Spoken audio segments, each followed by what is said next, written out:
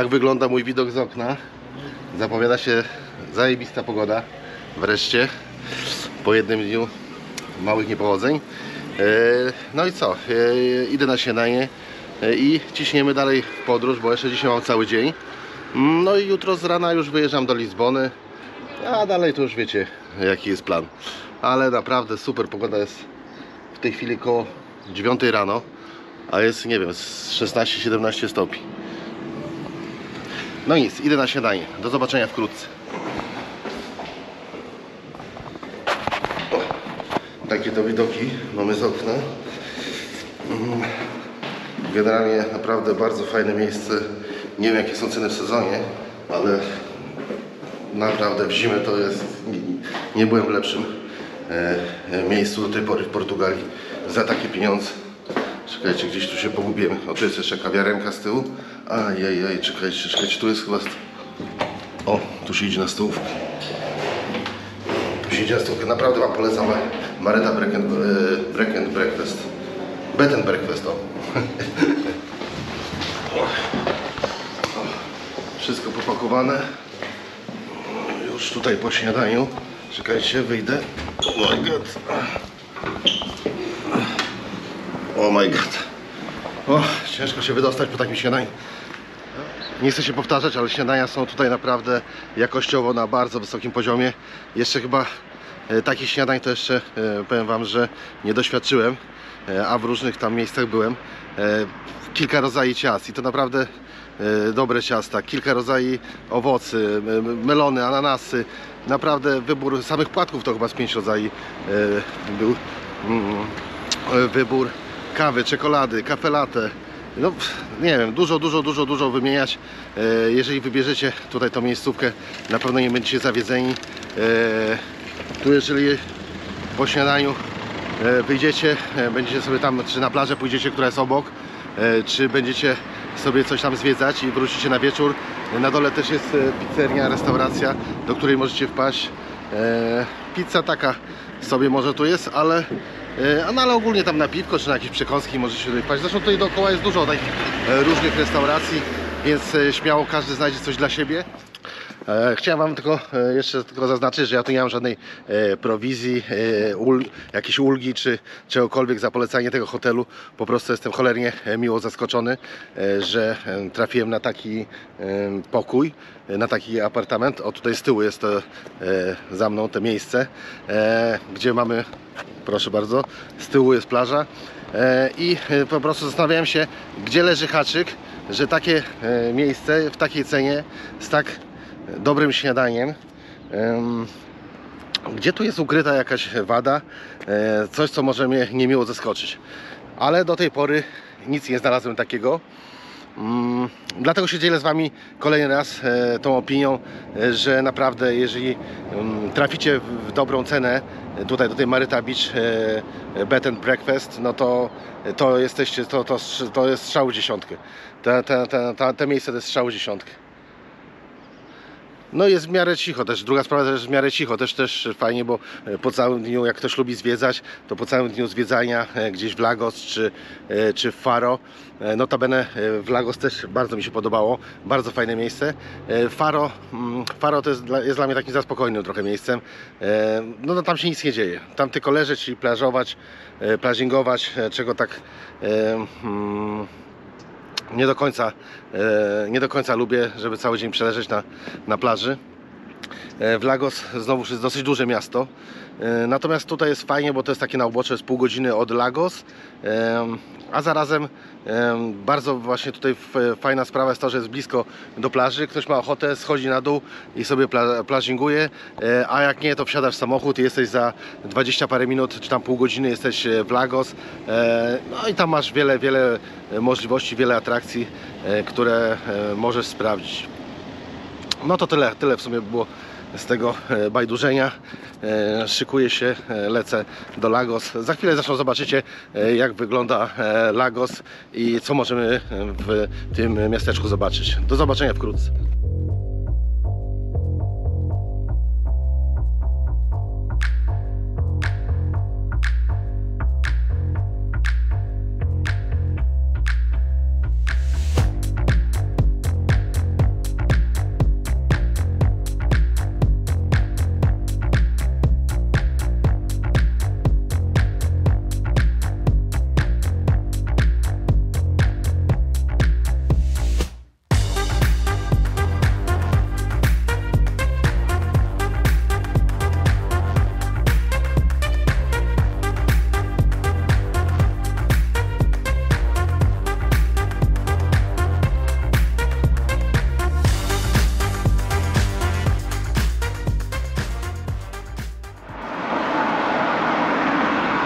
Pierwszego dnia będąc w Lagos byłem tu na tej plaży Estudiantes,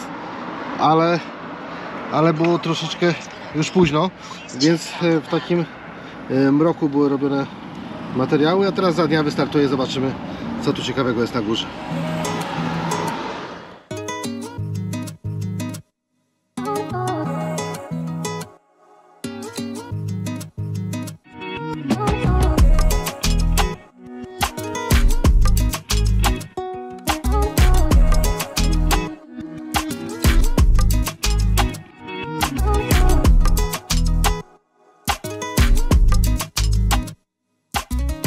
Na plaży jest takie fajne zejście schodami betonowymi. Nie trzeba gdzieś tam machać w piachu po kolana. No i co, no, na wejściu do plaży są takie roztrzaskiwane muszelki. Dookoła są fajne klify. O. Morze, tu jest takie fajne przejście. Tu trzeba uważać, że jest niby tabliczka, że może coś na głowę spaść.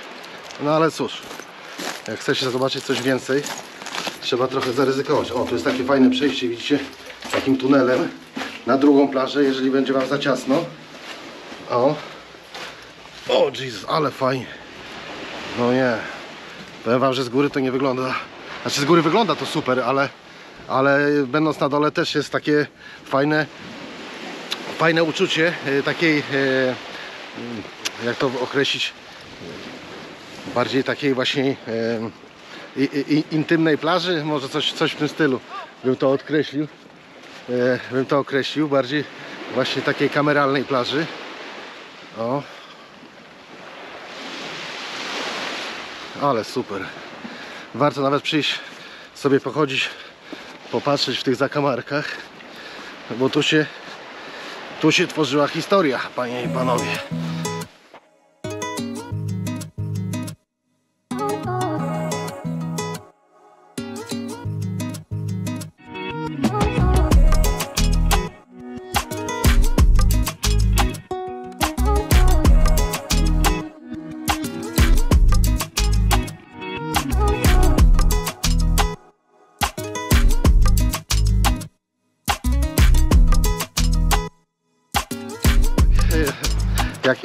Jak jeszcze będzie wam mało miejsca, to przechodzicie w ogóle na otwartą w pełni plażę. Zobaczcie, jak to wygląda. No miejsca jest. Naprawdę powiem wam, że ta Praia de Faro była taką moją ulubioną tutaj plażą, ale powiem wam, że no ex aequo na pierwszym miejscu w tej chwili jest też ta plaża, bo jest naprawdę fajna, ciekawa, z dużą ilością zakamarków. Każdy znajdzie trochę tutaj prywatności dla siebie, a miejsca na pewno nie zabraknie. Zobaczcie, jak to wygląda.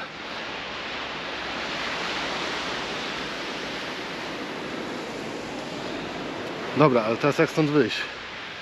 Oj, tu są jakieś schody, ale gdzie one prowadzą? Chyba tutaj.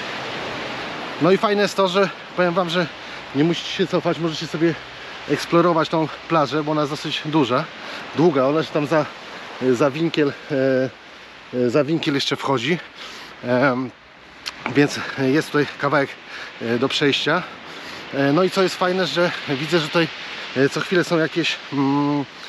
są jakieś tutaj schody wejścia, więc nie trzeba się wracać do punktu, że tak powiem, startowego, tylko w każdej chwili możemy wejść na plażę.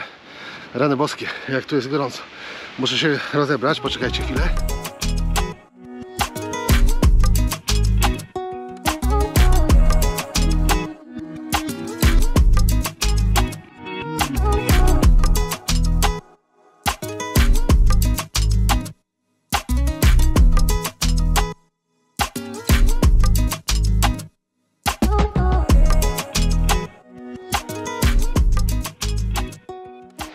Ojejku, powiem wam, że już tutaj pani by wyrżnęła. O, powiem wam, że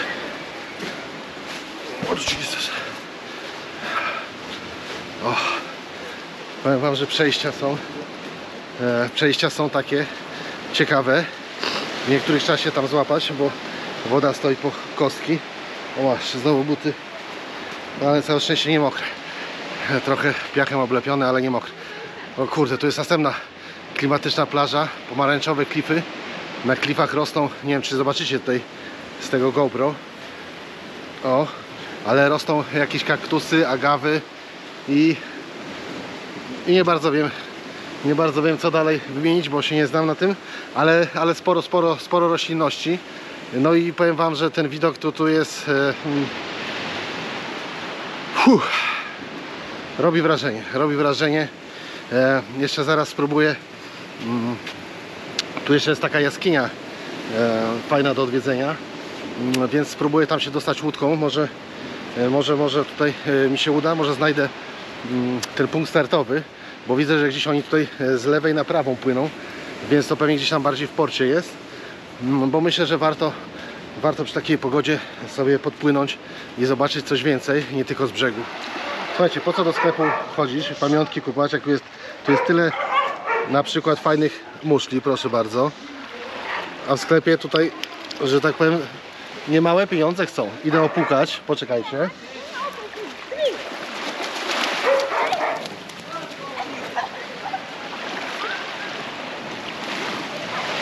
Oh my god! Zobaczcie, brakuje tylko metki z ceną. Wszystko jest przepięknie to wygląda. Plaża pierwsza odwiedzona dzisiejszego dnia. Gifty pozałatwiane. Mam już dla bliskich pamiątki, więc dzień się układa jak najbardziej po mojej myśli. Do zobaczenia wkrótce.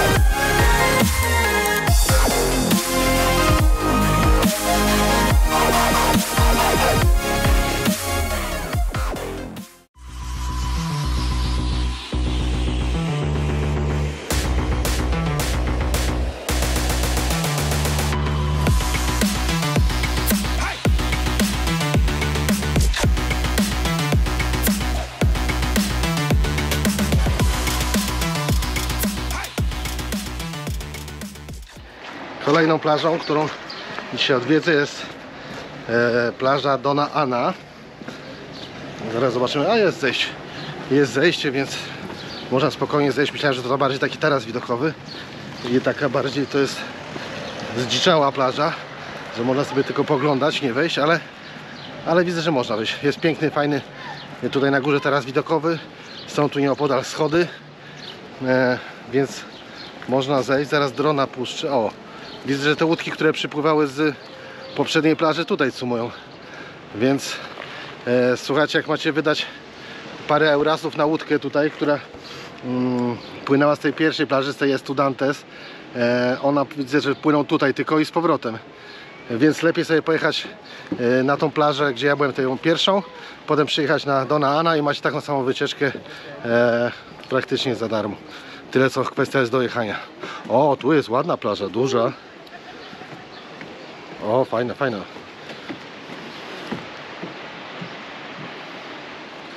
Zaraz obcykamy to dronem, zobaczymy co tu ciekawego jest. Tak się zagadałem o tych wycieczkach, że zapomniałem tutaj tylko dodać, że tam z tyłu w oddali dopiero teraz dostrzegłem, że się ludzie kąpią. Więc sami widzicie, jest całkiem fajna pogoda, nawet na kąpanie. Chociaż ja wam powiem, że dla mnie tak super jest gorąco, ale może nie aż tak, żeby się kąpać. No, ale widzę, że ludzie się nie poddają i każdy odpoczywa jak lubi. Zaraz to wam pokażę, poczekajcie. Chyba na takich innych ujęciach zrobię, może polecę tam, bo tutaj chyba z tej kamery to nie będzie widać za bardzo.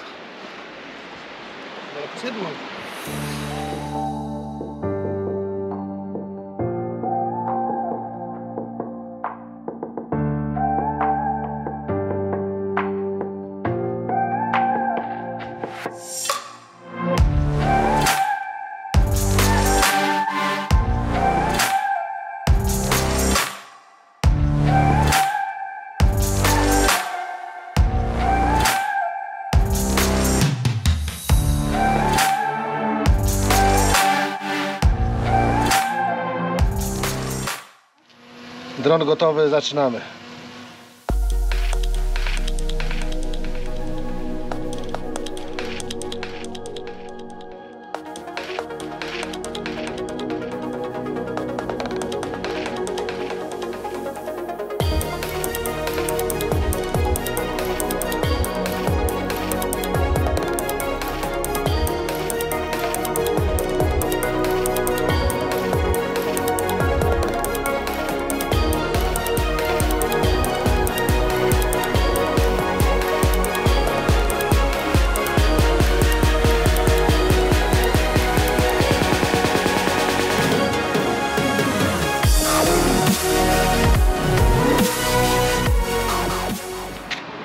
Plaża Dona Ana odwiedzona, oblatana, chociaż powiem wam, że przez chwilę miałem taką mocnego stracha, dlatego że wleciałem tam w taką zatoczkę pomiędzy klifami i nagle po prostu urwało sygnał kompletnie, rozłączył się z rozłączył się z kontrolerem, nie miałem obrazu, nie miałem nic, wiedziałem mniej więcej, w której zatoczce mógł spaść, więc zacząłem tam lecieć do tego miejsca, ale w międzyczasie włączył się w tym dronie, który mam, w tym Mavicu Mini 3 Pro, jest taka opcja powrót do domu. Jak zgubi sygnał, z automatu łapie wysokość i wraca w te miejsce, z którego wystartował. Dlatego zawsze czekam jakiś tam czas, żeby uaktualnić punkt startu, bo to jest ważne właśnie w takich sytuacjach, że jak zgubisz, jak cokolwiek się stanie, słaby sygnał, mi wyświetliło się, że słaby sygnał, obraz w ogóle zanikł. Pierwszy raz miałem taką sytuację, bo nieraz tam się pojawia, że jest słaby sygnał, wtedy zawracam i jest w miarę to wszystko jakieś takie stabilne, ten powrót, ewakuacja. Natomiast tutaj wam powiem, że nagle po prostu słaby sygnał, urwało kontakt i nie mam kontaktu z dronem, nie mam obrazu, nie mam nic. A jeszcze do tego tutaj jest tak, że generalnie zawsze gdzieś tam na mapie mogę zobaczyć, gdzie jest ten dron, jeżeli nawet upadnie, a tutaj jest jakaś taka strefa wojskowa, niewojskowa, jakieś takie historie, więc jest w ogóle kompletnie nie ma takiej opcji, żeby się połączyć tutaj z jakąkolwiek siecią. No i pewnie tak też średnio można tutaj tak sobie latać, więc tutaj był o tyle ten właśnie, że tak powiem, akcja ratunkowa drona była utrudniona.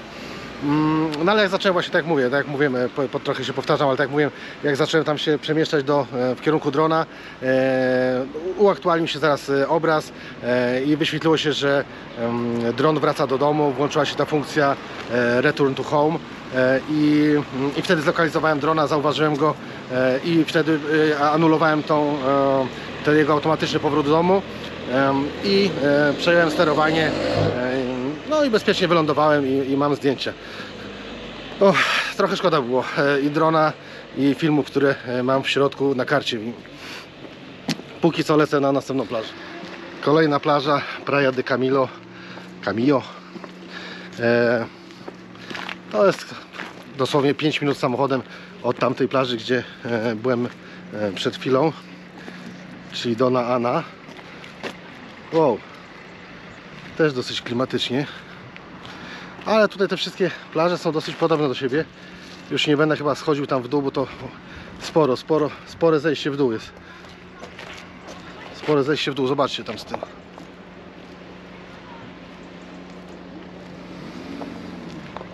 Bardzo fajnie wygląda.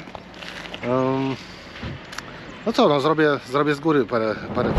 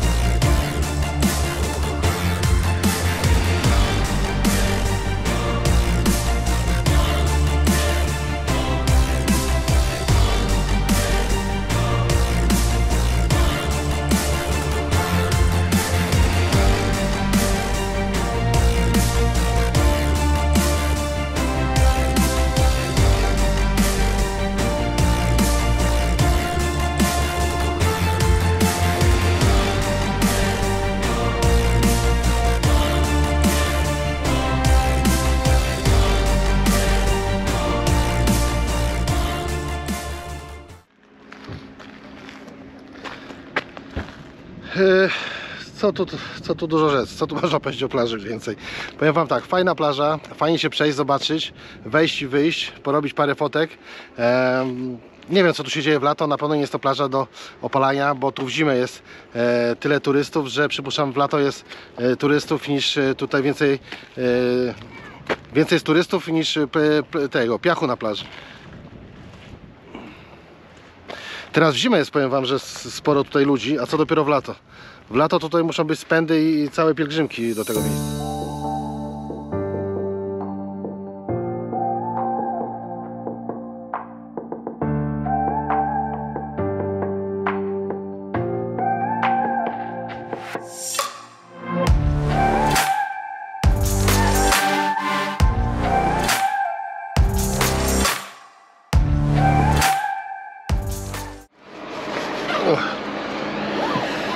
Słońce zaszło za chmurami, to jak ten wiaterek wieje, to tak troszeczkę ciągnie po plecach. Założyłem sobie kurteczkę. Słuchajcie, kawałek dosłownie 2 minuty od plaży Playa de Camillo jest Ponta de Piedade, taki punkt orientacyjny. Generalnie są to takie skały wyżłobione przez morze, klify, lazurowa woda, klify. No, taki typowy klimat Algarve. Jest to piękny regionalny punkt orientacyjny tutaj. No i jak widzicie, nawet w zimę to są pielgrzymki, autokarami się zjeżdżają. Jestem ciekaw, co to jest takiego niezwykłego. Zaraz pójdę zobaczyć. Jeżeli się nie dostanę, to może łódką popłynę, bo też organizowane są tutaj wycieczki do tych jaskiń, do grot, więc pewnie gdzieś tam z dołu startują. No nic, zobaczę może co tu się dzieje i zaraz będę wiedział. Generalnie przeważnie tutaj plaże są, tak jak mówiłem, bardziej po to, żeby tutaj wejść, zobaczyć, obejrzeć, wyjść i jechać dalej, bo na pewno nie do leżenia i odpoczywania, bo by cię tutaj zadeptali. Ale mimo wszystko, powiem wam, ten Lagos mi się podoba. Dosyć duże miasto, chyba największe tutaj na tym półwyspie.